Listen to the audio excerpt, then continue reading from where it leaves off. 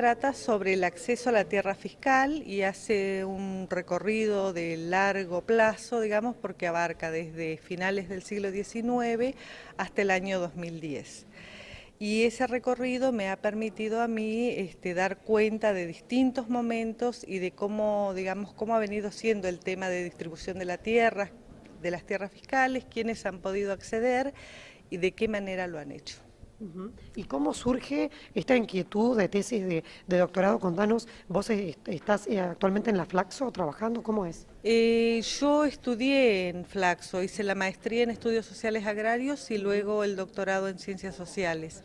El tema de tesis surgió allá por el año 2000, cuando yo estaba haciendo la licenciatura en Comodoro Rivadavia, y yo nací y me crié en una zona denominada de pastos comunes, una reserva en Lago Rivadavia, Cholila, que en el año 2004 cambia de estatus jurídico, se empieza a privatizar esa tierra y entonces, bueno, eso fue un poco la inquietud, porque me tocaba en lo personal, de comenzar a estudiar el tema de la distribución de tierras fiscales. Bien, y todo un tema, ¿no? Porque también existe el sector de parques nacionales, que muchas veces sabemos que hay discusiones con el tema de los antiguos pobladores. ¿Eso también lo tocás en alguna parte de la tesis?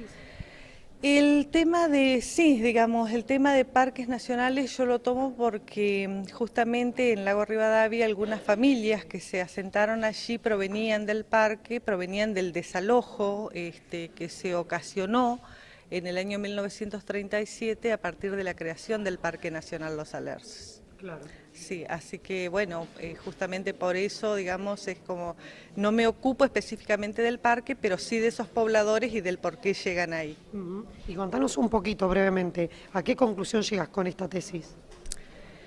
Bueno, las conclusiones son difíciles de resumir en una nota, pero básicamente, digamos, por lo menos en el caso de Cholila, lo que sucedió es que hubo un acceso muy desigual a la tierra, pero esa desigualdad estuvo originada en políticas públicas que el Estado nacional en su momento y provincial después dieron lugar a que suceda de ese modo. Claro.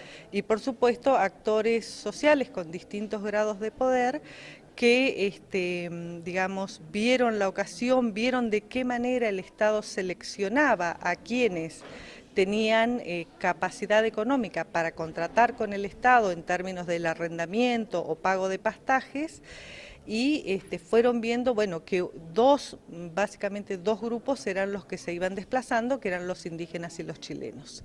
Y entonces otros grupos sociales comienzan a solicitar las tierras. Claro.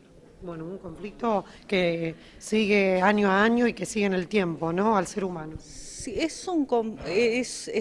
la desigualdad que se originó en la distribución de tierras fiscales es un tema muy vigente.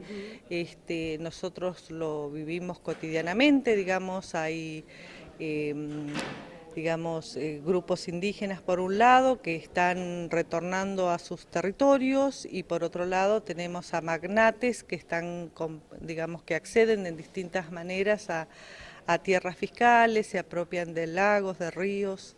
Es un conflicto actual.